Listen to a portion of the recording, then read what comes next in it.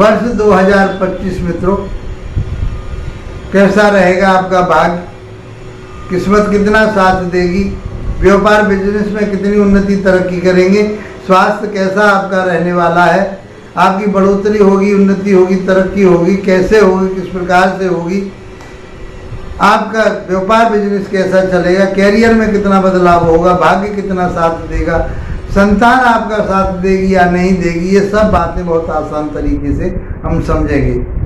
नमस्कार मित्रों, मैं के.एस. शास्त्री सूर्य ज्योतिष केंद्र पर आपका स्वागत करता हूं। मित्रों, आज हम जो चर्चा करने वाले हैं वो वृषभ राशि की करेंगे और वृषभ राशि वाले जातकों के लिए ये गुरु का गोचर किस प्रकार का रहने वाला है। एक वर्ष के लिए गुरु वृषभ राशि को छोड़ करके मिथुन राशि में प्रवेश करने वाले हैं 15 मई 2025 को। चंद दिन रह गए हैं, ये मिथुन राशि में आने वाले हैं और राहु देव 18 मई को चेंज हो जाएंगे। उसके मैं वीडियो आप लोगों को दे चुका हूं। वो अब गुरु की राशि को छोड़ करके शनि की राशि कुंभ में प्रवेश करेंगे। तो मैं पहले आपके लिए राहु और केतु के गोचर के बारे में बात चर्चा कर चुका हूं, वीडियो बना चुका हूं, उन्हें देखिए और उसका भी लाभ उठाइए। अब गुरुदेव आपके लिए क्या करेंगे, तो गुरुदेव की 9वीं दृष्टि राहु देव पर पड़ेगी और राहु की 5वीं दृष्टि गुरुदेव पर पड़ेगी। ये संयोग बना हुआ है, ये योग बना हुआ है और ये योग गुरु चांडाल योग कहा जाता है। चाहे वो दृष्टि के माध्यम पड़े, चाहे स्थिति के माध्यम से बने, एक दोनों एक दूसरे के लिए जुड़ रहे हैं। तो राहु गुरु के बद काम करेगा, गुरु की बात को मानेगा, लेकिन उसका स्वभाव है, आप समझते हो, भटकाना, क्योंकि वो शरीर तो है। गुरु उसको रोकेंगे और गुरु की बात को आपको मानना पड़ेगा। वृषभ राशि के स्वामी कौन होते हैं? शुक्रदेव। शुक्रदेव भी गुरु में दैत्यों के और बृहस्पति देव देवताओं के गुरु हैं। इन दोनों में विरोधाभास है। गुरु बृहस्पति शुक्रदेव को अपना मित्र नहीं मानते, लेकिन शुक्रदेव गुरु बृहस्पति का आदर करते हैं, उनका सम्मान करते हैं। जबकि शुक्राचार्य जी में एक विद्या बृहस्पति जी से ज्यादा थी। तो बृहस्पति गुरुदेव दैत्यों के गुरु शुक्राचार्य की राशि में राशि के आधार पर कैसा प्रभाव देने वाले हैं आप लोगों के लिए। आप बहुत स्मार्ट हैं, आप बहुत चतुर और चालाक हैं, समझदार हैं, आप में एक निरंतरता बनी रहती है। अब गुरु आपके लिए क्या देने वाले, तो वृषभ राशि वाले जातकों के लिए ये कहाँ के स्वामी हो गए? एक तो 11वें भाव के स्वामी हैं और एक अष्टम भाव के स्वामी हैं। 2 भाव के स्वामी दोनों घरों का ये प्रभाव देने वाले हैं। बैठे कहाँ पर हैं? आपके धन भाव में बैठे हुए हैं। गुरुदेव कहाँ बैठे हुए? धन भाव में। और यहां से 3 घरों को देखेंगे, 5वें घर को देखेंगे, 6ठे भाव को देखेंगे, 7वीं दृष्टि से अष्टम भाव को देखेंगे और 9वीं दृष्टि से आपके कर्म क्षेत्र को देखेंगे। वहां राहु विराजमान, वहां राहु आ जाएंगे 18 मई को। तो पूरे वर्ष आपके लिए सिस्टम के आधार पर चलना पड़ेगा, गुरु की आज्ञा को मान करके चलना पड़ेगा।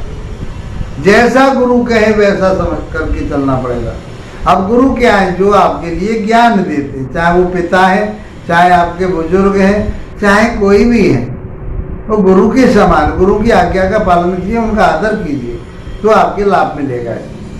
अब दूसरे भाव में बैठ करके देखिए, 3 दृष्टियां, चौथा भाव जहाँ बैठे हुए हैं और 2 भाव के स्वामी 6 भाव का प्रभाव देंगे। अब गुरु के पास क्या क्या चीज है? गुरु क्या देते हैं? गुरु धन देते हैं, परिवार देते हैं, वाणी देते हैं, कुटुंब देते हैं, क्योंकि कुटुंब भाव में चल रहे हैं और वहां के कारक भी हैं, संतान देते हैं, विद्या देते हैं, ज्ञान देते हैं, भाग्य में किस्मत को बढ़ाते हैं, आपके को भाग्य के दाता कहे गए और आपकी डिजायरों के दाता कहे गए, जो आपकी मनोकामनाएं वहां के दाता कहे गए, जो जिन चीजों से लाभ होता है वहां के ये कर्म दाता कहे गए। ये चीजें सब गुरुदेव के पास है, मान सम्मान प्रतिष्ठा ये सब गुरु के पास है। वैभव आपका जो भी है सामाजिक स्तर पर, धार्मिक स्तर पर, वो सब गुरु देते हैं। तो मित्रों समझते हैं कि ये आपके जीवन में क्या देने वाले हैं सेकंड भाव में बैठ करके। यदि हम राशि और लगन की बात करें, दोनों तरह से आप देख सकते हैं, दोनों तरह से फलादेश आपके लिए सेम मिलेगा, एक ही बात होगी, दोनों तरह से उसका फल प्राप्त होगा आपके लिए। तो ये 11वां भाव और 8वां भाव अच्छा नहीं कहा गया। 8वें भाव तो आपके लिए स्ट्रगलों का है, परेशानियों का है, लंबी बीमारियों का है। 11वां भाव मैंने आपको बताया बढ़ोतरी का, उन्नति का, तरक्की का है। बैठे कहाँ हैं? अब ये लगाइए कि आपके लाभ भाव के स्वामी धन भाव में बैठे तो लाभ तो आपको धन का होगा ही होगा, धन का लाभ तो अवश्य मिलेगा, गुरुदेव देंगे आपके लिए। कितनी भी बुरी परिस्थिति में आ जाए गुरुदेव, फिर भी आपके लिए दे करके ही जाते हैं, अच्छा दे करके जाते हैं, कोई बुरा नहीं करते। तो दूसरे भाव में आपका बैंक बैलेंस कराएंगे, परिवार को बढ़ाएंगे, वाणी गंभीर बनाएंगे, आपको ज्योतिष से, शिक्षा से, ज्ञान से जोड़ेंगे और उससे आपको लाभ प्राप्त होगा। गुरुदेव यहां बैठकर के सेकंड भाव से छठे भाव को देखेंगे। छठा भाव रोग का, ऋण का, शत्रु का, कलेश का ये होता है, तो इनको शांत रखेंगे। किसी तरह का रोग है तो उसको ये कंट्रोल करेंगे, चाहे वो लीवर का है, चाहे आपके मोटापे का है, कोई भी परेशानी गुरु से संबंधित आ रही है तो आपको ये उन चीजों से बचाएंगे। कोई गुप्त शत्रु आपका पीछा कर रहे थे, आपको नुकसान पहुंचाना चाह रहे थे, ये उनको कंट्रोल करेंगे, उन्हें सद्बुद्धि देंगे। गुरु की दृष्टि राहु के ऊपर, राहु की दृष्टि गुरु के ऊपर, ऐसा संयोग बनेगा 1 साल तक के लिए। तो आपको चिंता करने की कोई जरूरत नहीं। छठे भाव से संबंधित आपके लिए सारी चीजें प्राप्त होंगी। ऋण लेकर के भी कोई काम करना चाहेंगे तो वो आप कर सकते हैं, आपको ऋण आसानी से मिल जाएगा, कर्जा आपको आसानी से मिल जाएगा, चाहे वो बैंक से कर्जा लें, चाहे किसी भी तरह का आप कर्जा लेते हैं तो आपको मिल जाएगा और उससे आपका उन्नति और तरक्की होगी। क्योंकि आज के समय में सारे व्यापार, बिजनेस, सब चीज कर्जा लेकर के ही लोग चल रहे हैं, आगे बढ़ रहे हैं, लेकिन वो कर्जा हर व्यक्ति के लिए सुटेबल नहीं है, हर व्यक्ति के लिए माफिक नहीं आता, लेकिन आपके लिए वो माफिक आएगा।